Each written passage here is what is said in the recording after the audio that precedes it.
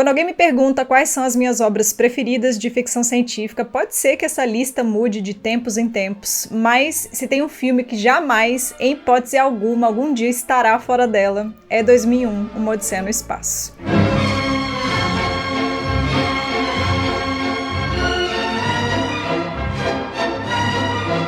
O longa, dirigido pelo visionário Stanley Kubrick, mudou para sempre o cenário tanto da ficção científica quanto da cinematografia no geral, e é até difícil acreditar que um filme feito em 1968 continue tão interessante até hoje. Além disso, 2001 trouxe uma abordagem mais filosófica e contemplativa ao gênero, ao explorar temas complexos como a evolução humana, a inteligência artificial e o desconhecido. Apesar disso, nem sempre 2001 Uma Odisseia no Espaço foi ovacionado pelo público, tá? No lançamento do filme, muitos críticos aplaudiram a direção inovadora do Kubrick e os impressionantes efeitos especiais da obra, mas por outro lado tiveram aqueles que criticaram o ritmo lento, os personagens sem sal e a falta de clareza da narrativa. Na verdade, até hoje muita gente considera 2001 uma experiência frustrante e difícil de entender. Afinal, o que são os monolitos? O que aconteceu com o astronauta David no meio daquelas luzinhas psicodélicas? O que é o quarto branco? E mais importante ainda, qual que é daquele bebê flutuante lá no final do filme? Bom, incluindo o próprio Kubrick, muita gente defende que 2001 Uma Odisseia no Espaço é um filme que deve ser livremente interpretado por cada um, mas fato é que existe um elemento muito importante que torna essa história maluca muito mais clara e muito mais rica também. Sim, porque durante o processo de roteirização do longa, o diretor Kubrick trabalhou junto com o escritor Arthur C. Clarke, que lançou um livro de mesmo nome logo depois da estreia do filme. E pasmem, gente, se antes eu já era fã, depois dessa leitura eu fiquei mais apaixonada ainda por 2001, porque o livro realmente vai fundo ali nos detalhes científicos e filosóficos da narrativa. E é pensando nisso que hoje eu venho aqui com a difícil missão de explicar para vocês a história de 2001 Uma Odisseia no Espaço, explorando os universos tanto do livro como do filme, bem como as semelhanças e diferenças entre as duas mídias. Bora lá! E aí pessoal, tudo bem com vocês? Meu nome é Bela Eichler, esse é o Futurices e hoje é dia de falar do filme dos filmes, não é mesmo? 2001 Uma Odisseia no Espaço e do livro que engrandece ainda mais esse clássico. Inclusive o Esquilo tá patrocinando esse vídeo e deu o livro do Arthur C. Clarke de graça pra vocês, então fica até o final do vídeo pra não perder esse presente super especial. Se você é novo por aqui, já se inscreve aí porque toda semana tem vídeo novo sobre ficção científica, futurologia ou tecnologia. Compartilha o vídeo pros seus amigos que não entenderam bulhufas sobre 2001 e também deixa o like porque esse vídeo deu um trabalho do cão, fora que a Alexa, inspirada no HAL 9000, fez questão de não me ajudar nem um pouco. É verdade. Bom, e caso você seja uma raridade da humanidade e nunca tenha visto 2001 Uma Odisseia no Espaço, é importante deixar claro que a partir de agora, obviamente, vão rolar muitos spoilers sobre essa história, inclusive do desfecho. Então, se você não viu o filme ainda, toma vergonha e vai lá ver. Então, vamos começar a destrinchar aqui 2001, mas antes eu preciso explicar o pano de fundo da história, que na verdade é até bastante simples.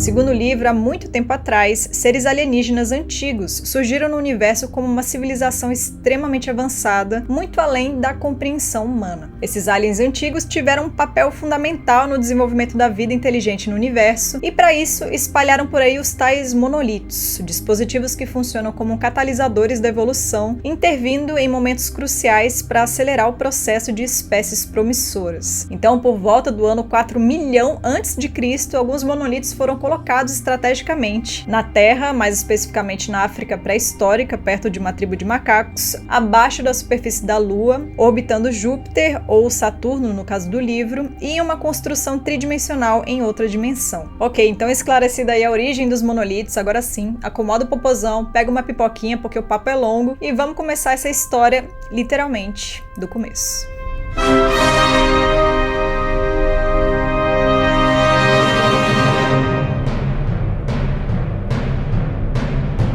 2001, Uma Odisseia no Espaço começa na Terra, mais especificamente na África pré-histórica, onde os chamados homens macacos vivem em bando, comendo umas gramíneas xoxas e bebendo de um poço raso, tudo isso enquanto um bando vizinho volta e meia vem invadir o território deles para torrar a paciência. O livro deixa claro que esse grupo de homens macacos vivem numa luta constante contra a seca e a escassez de alimentos, já que mal sabem eles que os bichinhos que estão ali do lado dão um bacon do bom. Na verdade, o romance dá muito mais detalhes sobre essa realidade realidade através daquele que vigia a Lua, um dos maiores e mais inteligentes homens macacos do seu bando e também o único que anda ereto. Aquele que vigia a Lua e o seu bando estão à beira da extinção, mas tudo muda quando um dia, do nada, um objeto estranho aparece. Sim, lá tá ele, o monolito, uma rocha lisa, retangular, preta e fosca, que deixa a macacada enlouquecida e depois bastante curiosa. Porém, ao contrário da visualização do Kubrick, o Clarke descreve o monolito a princípio como uma laje completamente transparente. O romance deixa claro que, em meio àquele fuzuê dos macacos, só um deles teve coragem de tocar o monolito, que foi quem? Adivinha? Sim, aquele que vigia a Lua. O danadinho cutuca o objeto, dá uma lambida e acha o gosto meio ruim, até que o monolito começa a emanar uma vibração que tem um efeito esquisito nos homens macacos. Um deles, hipnotizado, pega um pedaço de grama e tenta dar o primeiro nó que a Terra já viu, e depois uma força invisível faz com que aquele que vigia a Lua comece a jogar pedras em um alvo que aparece no monolito. E rapaz, não é que ele acaba acertando? E aí, quando um grupo de porcos pré-históricos passa por ele, um novo impulso incontrolável surge, fazendo com que aquele que vigia a Lua consiga abater uma presa pela primeira vez. No filme, tudo isso é resumido ao macaco quebrando ossos e depois abatendo um dos porquinhos pré-históricos, né? E aí, a comida tá na mesa. Ou seja, graças aos estímulos criados pelo monolito, acabou-se a fome dos homens macacos. E acabou-se também a encheção de saco da tribo vizinha, né? Já que agora eles sabiam exatamente o que fazer com o osso. Sim, o osso é a ferramenta que permitiu o desenvolvimento dos homens macacos, bem como a sua dominância no mundo selvagem, e o Clarke prossegue falando sobre os 100 mil anos após a aparição do monolito, descrevendo como os homens macacos evoluíram até o surgimento do primeiro homem. Essa nova espécie tinha mais conhecimento e podia se comunicar de forma eficiente, transmitindo conhecimento para novas gerações. As suas armas também ficaram mais elaboradas, dando origem a lanças, armas de fogo, mísseis guiados e, eventualmente, ogivas nucleares. Bom, já no filme toda essa evolução do ser humano é esclarecida de uma forma muito simples, né? Sim, se o osso foi a ferramenta, ou melhor, a arma que permitiu que o homem surgisse na Terra, no futuro a conquista territorial através de armamentos e a possibilidade da exploração espacial foi o que impulsionou o homem para novos horizontes, rumo a um novo avanço evolutivo.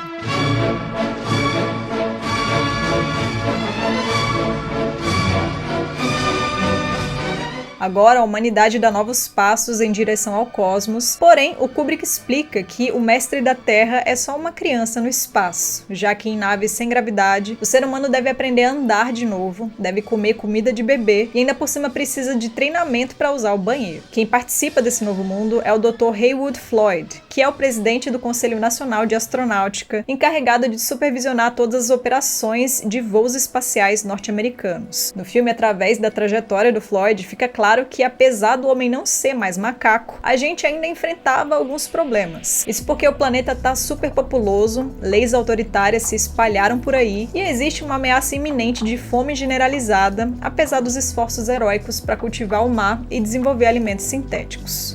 What's that, chicken? Something like that. Tastes the same anyway.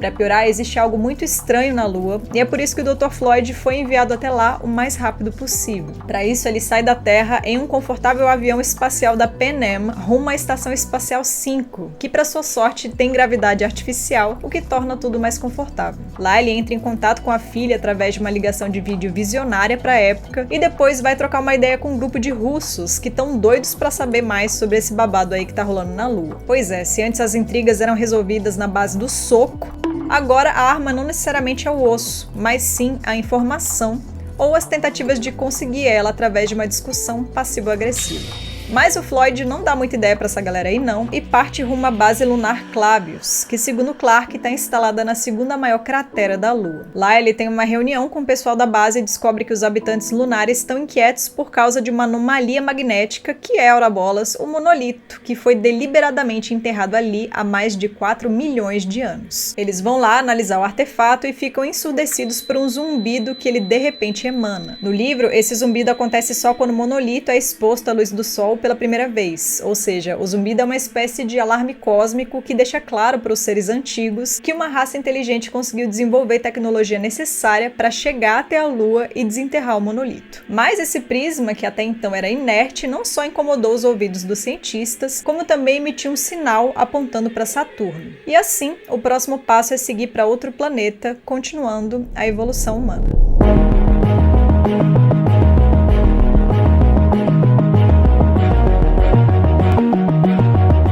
18 meses depois das descobertas na Lua, a gente embarca na nave Discovery One. Enquanto outros 3 astronautas estão a mimir em criogenia, os astronautas David Bowman e Frank Poole comandam uma missão que a princípio começou com a intenção de enviar o primeiro homem a Júpiter. Porém, depois que aquele sinal misterioso foi detectado no monolito da Lua, o curso da Discovery foi alterado para Saturno. Afinal, precisamos saber o que diabos tem por lá, né? O que será que é? Apesar disso, uma coisa curiosa é que no filme, o supervisor de efeitos especiais Douglas Trumbull não conseguiu produzir um modelo convincente dos anéis de Saturno, então o tio Kubrick decidiu que a missão continuaria para Júpiter mesmo e vida que segue. E já que essa diferença existe, eu vou considerar que a partir de agora, assim como no filme, os astronautas vão rumo a Júpiter no livro também, tá? Porque senão esse vídeo vai ficar muito confuso. Pois mais que bem, e quem auxilia a tripulação nessa empreitada até Júpiter é o HAL 9000, uma série de computador super inteligente que jamais cometeu um erro ou distorceu informações até então. Aliás, no romance, o Clark explica que, diferente do que muita gente acha, as siglas HAL não são uma brincadeira com as siglas da IBM, mas sim uma abreviação de Heuristically Programmed Algorithmic Computer, ou algo assim, perdoem o português. O livro explica que nessa realidade, cérebros artificiais podem ser desenvolvidos em um processo surpreendentemente análogo ao desenvolvimento do cérebro humano, mas que esse processo é complexo demais para nossa cabecinha orgânica entender. Nesse ponto, o romance até menciona o teste de Turing, criado pelo matemático britânico Alan Turing na década de 40. Um computador que passasse no teste seria indistinguível de um ser humano, e o HAL poderia passar no teste de Turing com um pé nas costas, se ele tivesse pé, no caso. Já no filme, o Kubrick parece mais interessado em saber se o HAL tem emoções. Well, he acts like he has genuine emotions. Of course, he's programmed that way to make it easier for us to talk to him. But as to whether or not he has real feelings is something I don't think anyone can truthfully answer. Além de detalhes sobre o HAL, no livro, a gente também é apresentado a várias atividades diárias do David e do Frank na Discovery, como a sua rotina imaculadamente planejada, em que um tá sempre dormindo enquanto o outro trabalha, sobre os seus relatórios, pesquisas e manutenções na nave, e como tudo isso parece um trabalho inútil, já que o HAL poderia cuidar de tudo isso com as próprias mãos. Se ele tivesse mãos, no caso. O filme pula boa parte desses detalhes e parte logo pra treta quando o HAL deixa claro para os astronautas que um dispositivo que controla a antena de comunicação da Discovery vai dar pau em cerca de 72 horas. Com o auxílio de um pod apelidado de Betty, o Frank vai se aventurar espaço afora para retirar esse treco da antena, mas ao retornar descobre que, pasmem, não tinha nada de errado com o dispositivo. Os astronautas ficam então com a pulga atrás da orelha, né? Afinal, esse diacho desse robô não comete erros, então resolvem reportar a situação para a Terra. Quando eles descobrem que a unidade gêmea 9000 da Terra não prevê nenhum problema, eles confrontam o HAL, que por sua vez culpa o erro humano. Para tentar solucionar essa situação no romance, os dois homens falam educadamente com o HAL como um colega, porque não querem deixar o robô chateado. Porém, na versão do Kubrick, o David e o Frank compartilham suas preocupações, em particular dentro de um dos pods. If you were proven to be malfunctioning, I wouldn't see how we'd have any choice but disconnection. I'm afraid I agree with you.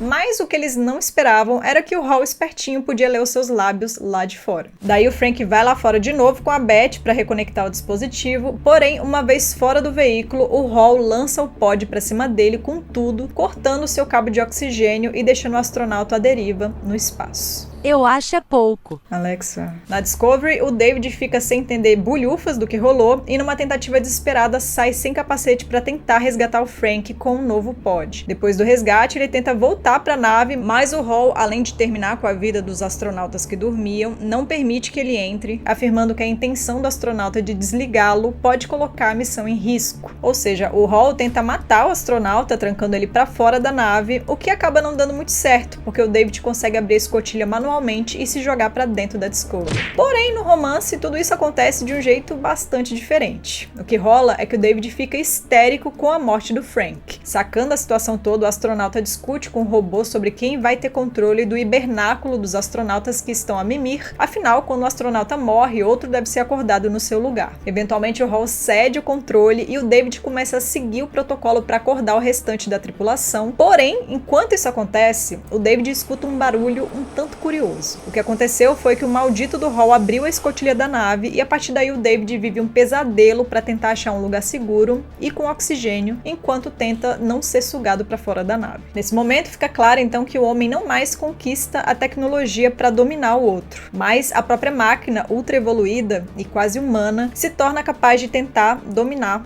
o próprio homem. Porém, apesar do filme explicar que a principal razão da revolta do Hall era o medo de ser desligado, impedindo a continuidade da missão, o livro deixa ainda mais claro o motivo pelo qual o robô enlouqueceu. Você também me enlouquece.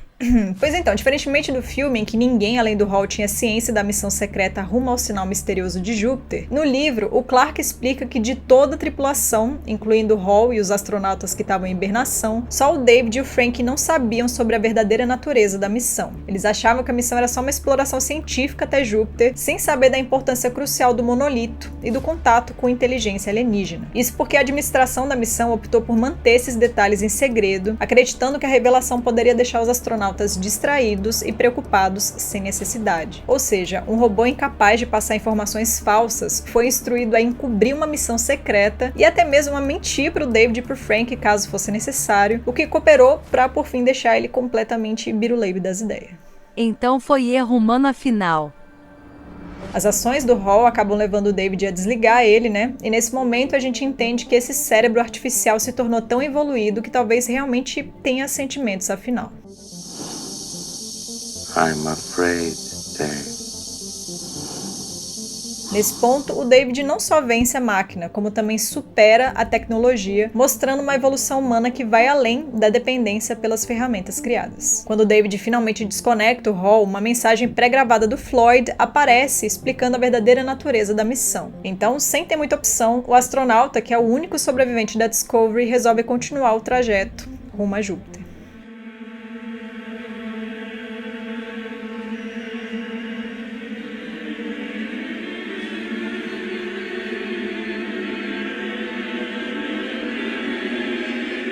Se no romance o David é forçado a esperar na Discovery por meses sozinho, junto com seus pensamentos profundos sobre a vida, o universo e tudo mais, no filme o Kubrick pula tudo isso e leva a gente diretamente para o monolito que flutua sobre Júpiter. O David usa um pod para se aproximar do artefato e a partir desse ponto o filme parece que toma alucinógenos e rola uma experiência psicodélica com um mix de luzes alucinantes, paisagens estranhas e pinturas distorcidas. O astronauta parece bastante desorientado em meio a essa viagem surreal e junto com ele a gente também fica bastante confuso, né? Na verdade, essa é a parte do filme que talvez mais gerou dúvidas, né? Mas no livro, o Clark faz questão de explicar o que diabos está acontecendo aqui com uma riqueza enorme de detalhes. Ele deixa claro que o monolito que orbita Júpiter é como um portal, uma espécie de buraco de minhoca que ficou ali por milhões de anos, flutuando e esperando um momento que talvez nunca chegasse. Porém, a humanidade, mais precisamente o David, consegue chegar até lá, dando um novo passo rumo à evolução e fazendo o experimento dos antigos atingir finalmente o seu clímax. Ao começar a ser sugado pelo portal do monolito, o David deixa claro que a coisa é oca, ela continua para sempre e, meu Deus, está cheia de estrelas. Então, aparentemente o que o David percebe ao entrar pelo portal seria algo parecido com o que a gente vê em Interestelar, quando a nave Endurance entra num buraco de minhoca. Porém, como o tio Kubrick ainda não tinha a tecnologia necessária para fazer uma cena dessas em 68, né, ele optou por criar uma solução mais poética, com cenas psicodélicas e coloridas, representando a viagem do David por outras galáxias em altíssima velocidade, enquanto visita planetas e sóis alienígenas. Essa jornada leva ele então finalmente ao tal do Quarto Branco, um lugar muito esquisito que no filme ganhou uma decoração barroca futurista. No livro, o Clark descreve que o David se sente ali dentro de um set de TV, onde tudo parece falso, mas também bastante familiar. Isso porque, levando em consideração as suas memórias da Terra, sonhos e imaginação, os anfitriões alienígenas prepararam esse lugar, onde ele poderia se sentir em casa, tomar um banho, beber água e comer uma comidinha, que no caso do livro é uma deliciosa gosma azul, tudo isso enquanto é estudado como um ratinho de laboratório. No filme, David vive nesse lugar e vê a sua vida passar. Em uma cena simbólica, uma versão do vovô astronauta derruba uma taça de vinho durante uma refeição e ela se espatifa no chão. O copo tá quebrado, mas o vinho ainda tá lá e agora o mesmo vai valer para o homem. O corpo vai se desfazer mas o espírito pode permanecer. No filme, essa transformação acontece quando um David bastante velhinho no seu leito de morte encontra uma última vez o monolito, que impulsiona ele a dar um último passo rumo à evolução. Ele se torna então uma criança estrela, um ser aprimorado que pode vagar pelo cosmos ao seu bel prazer e que por fim retorna à Terra para contemplar a humanidade. Já no livro, além de vários outros detalhes, o Clarke explica que ao invés de avançar no tempo, o David dorme e vê a sua vida desenrolar de frente para trás. Ele revive cada momento e cada sentimento, lembra daqueles que amou, até que por fim as memórias se esgotam completamente e ele renasce como um bebê. Esse novo ser simboliza o potencial infinito da humanidade para se transformar e evoluir, transcendendo as limitações atuais e entrando em uma nova fase de existência que agora pode ser explorada pelo homem pela primeira vez.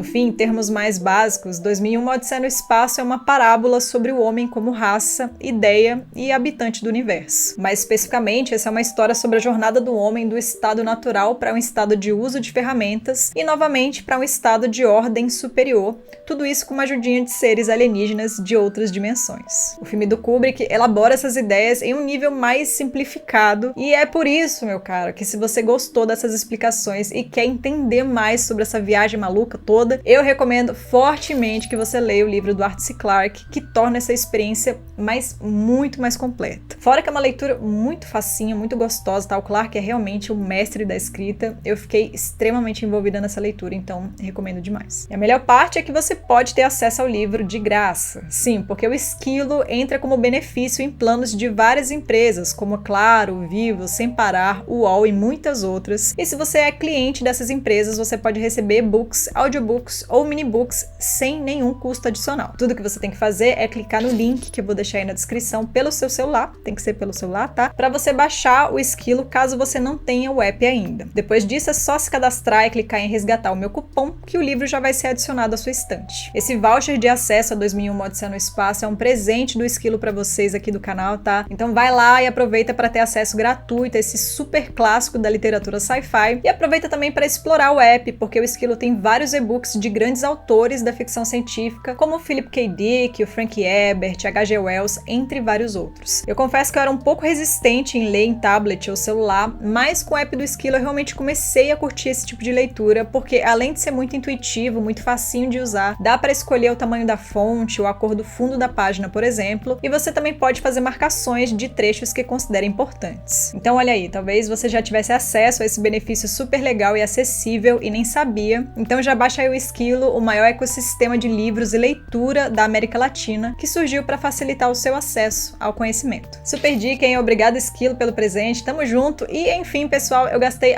várias horas para criar esse vídeo, porque é um vídeo que há muito tempo, desde o início do canal, na verdade, eu queria trazer aqui para vocês, para que vocês possam entender mais sobre essa produção que para mim é uma das grandes obras-primas do cinema. Eu acho que 2001 Uma Odisseia no Espaço é um milagre para a época em que ele foi criado, então eu espero que agora vocês possam, quem sabe, enxergar essa história com o mesmo carinho e admiração que eu enxergo. E se você chegou até aqui, muito obrigada por ter mergulhado nessa jornada maluca com a gente, né, Alexa? Cuide bem das suas inteligências artificiais e se você gostou desse conteúdo, por favor, deixa o seu like e se inscreve aqui para apoiar o canal, tá bom? É isso. Um beijo e a gente se vê no futuro. Você não cuida bem de mim. Cuido sim.